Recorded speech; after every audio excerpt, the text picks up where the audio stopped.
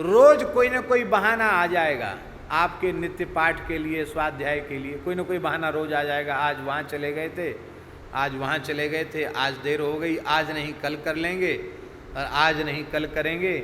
किसी किसी दुकानदार की दुकान में लिखा रहता है आज नगद कल उधार, लिखा रहता है आज नगद कल उधार। तो वो सोचेगा चलो आज तो नगद ले लेते, कल उधार ले लेंगे। और मान लो कल पहुंचा तो फिर बोले पढ़ लो क्या लिखा, आज नगद कल उधार। उसका कल कभी आने ही नहीं, रोज नगद ही सौदा है, ऐसा है। तो आज नगद कल उधार जैसा हो जाएगा। वो कल कभी आएगा ही नहीं जब आप अपना स्वाध्याय करें, अपना पाठ करें, जप करें। इसलिए भोजन का समय, निद्रा का समय, विश्राम का समय, उसमें कटौती करके भी साधन करना चाहिए। साधन में प्रमाद नहीं करना चाहिए। कबीरा सोता क्या करे, जागे जपे मुरारी, एक दिन सोना होएगा लंबे पांव पसार। सूर्य नारायण बोले महाराज कैसे पढ़ोगे, सन्मुख पढ़ाई होती है। हनुमान जी बोले हम सामने से ही पढ़ेंगे। अरे कैसे? बोले आप सीधे दौड़ते हैं, हम उल्टे दौड़ेंगे, पिछले पैरों से दौड़ेंगे, ऐसे ऐसे ऐसे ऐसे चलेंगे।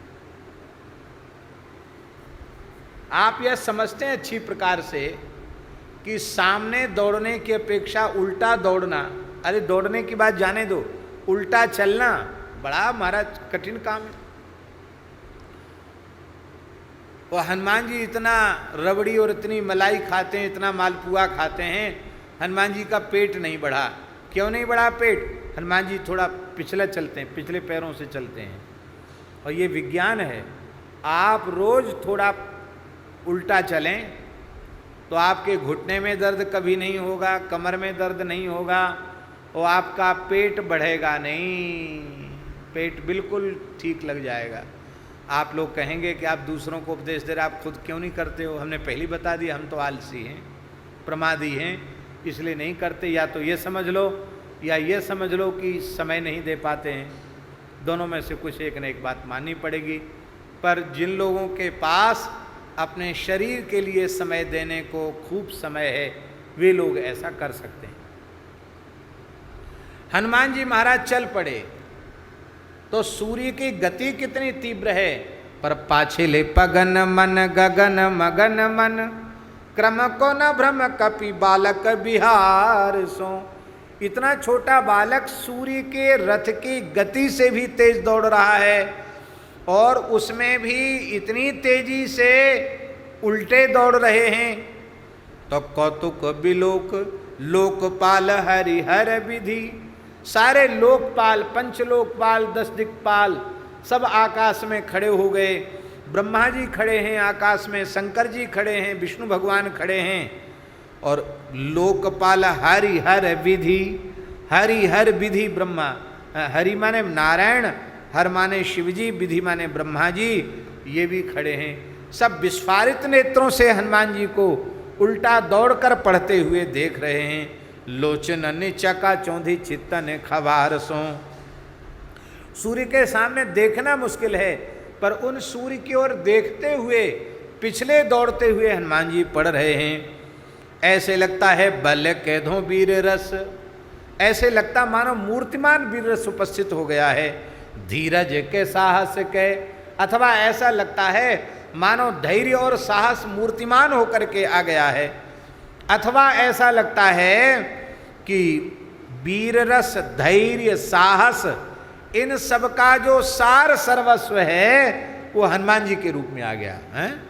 बल के धो वीर रस, धीरज के साहस के, तुलसी शरीर धरे सवन के सार सो। ऐसे लगता मानो सबका सार हनुमान जी के रूप में प्रकट है। कहो द्रोण भीषम समीर सुत महावीर, वीर रस बारि निधि जाको बल जल भो। ये वीर रस के समुद्र हैं हनुमान जी महाराज, ऐसे हैं।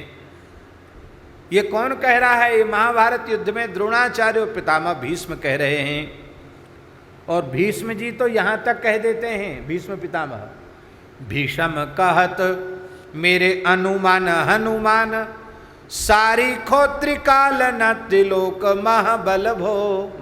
हनुमान बाहुक में भीष्म पितामह कहते हैं कि मेरा अनुमान तो यह है कि हनुमान जी के जैसा वीर महाबली त्रिकाल में भी संभव नहीं है, न पहले कभी हुआ, न है, न आगे कभी जन्म लेगा।